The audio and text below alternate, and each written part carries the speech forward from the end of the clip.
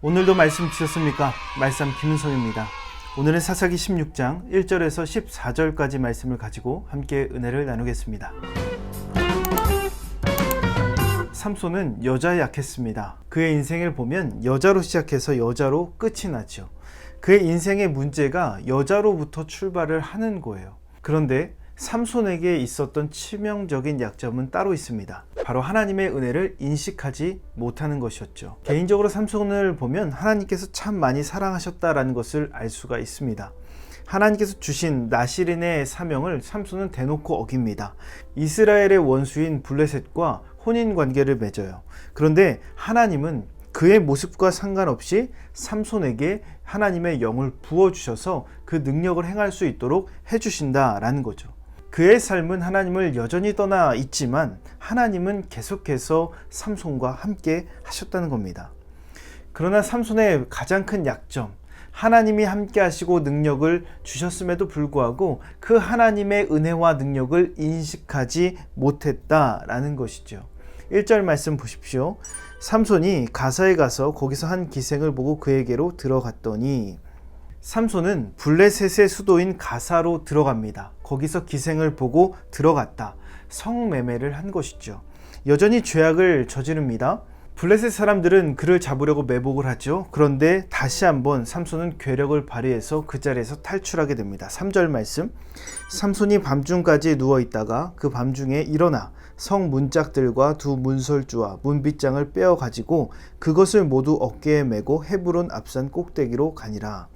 죄악을 저질렀음에도 불구하고 반복되는 하나님의 은혜가 삼손의 삶 속에 있었습니다. 그런데 그 은혜를 인식하지 못해요. 다시 죄악의 자리를 또 찾아가는 겁니다. 이러한 모습이 반복되면서 삼손의 인생이 점점 무너지게 되는 것이죠. 그러기에 삼손의 가장 큰 아킬레스건은 바로 하나님의 은혜를 인식하지 못하는 것이었어요. 하나님의 은혜를 인식하지 못하는 삶이 어떤가 두 가지로 정리하겠습니다. 첫 번째로, 하나님의 은혜를 인식하지 못하면 죄에 대해서 점점 무뎌지게 됩니다. 삼손의 삶을 보면 죄악을 저지르다가 하나님의 능력이 나타나서 그 상황을 모면하죠. 그리고 또다시 죄악의 자리를 찾아가요.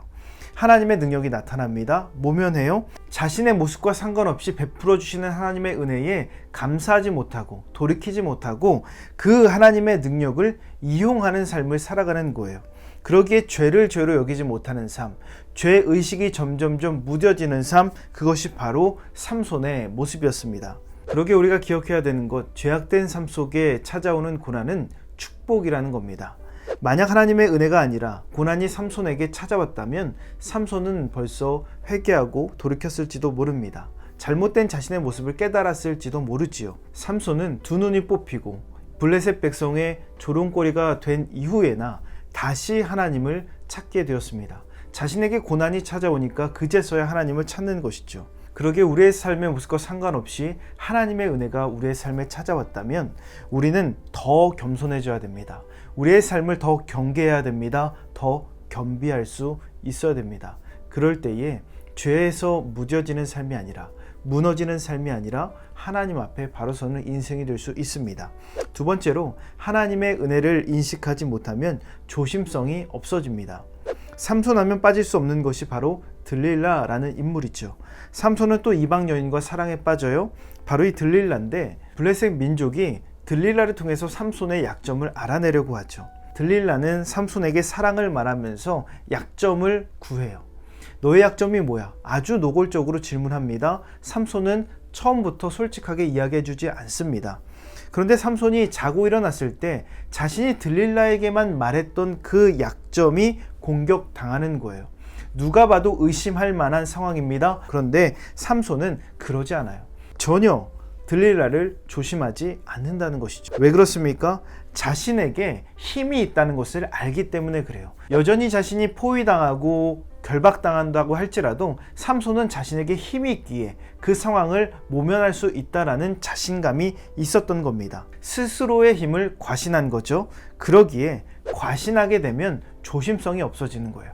과신하게 되면 스스로 그 모든 상황을 해결할 수 있다라는 착각 속에서 살아가게 되는 겁니다. 그 조심성 없는 그 삼손의 모습이 결국에 들릴라에게 약점을 고하게 되고 자신의 삶을 무너뜨리게 되었다라는 겁니다. 그러기에 스스로를 믿지 말고 하나님을 믿는 삶을 살아가야 됩니다. 그것이 오늘 우리의 아킬레스건, 우리의 치명적인 그 약점을 극복하는 삶의 지혜라는 것입니다.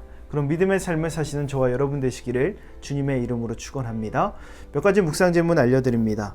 우리의 모습과 상관없이 베푸시는 하나님의 은혜를 경험한 적이 있습니까? 우리의 삶 속에 반복적으로 나타나는 죄의 모습은 무엇입니까? 스스로의 힘을 과신할 만한 직무나 역할 같은 삶의 영역이 있습니까? 이 묵상 질문을 곰곰이 생각하시면서 오늘도 실천할 수 있는 구체적인 계획을 세워보시기 바랍니다. 오늘 말씀의 내용이 도움이 되셨다면 좋아요와 구독 꼭 눌러주시고 이 말씀이 여러분의 삶이 되기를 예수님의 이름으로 축복합니다.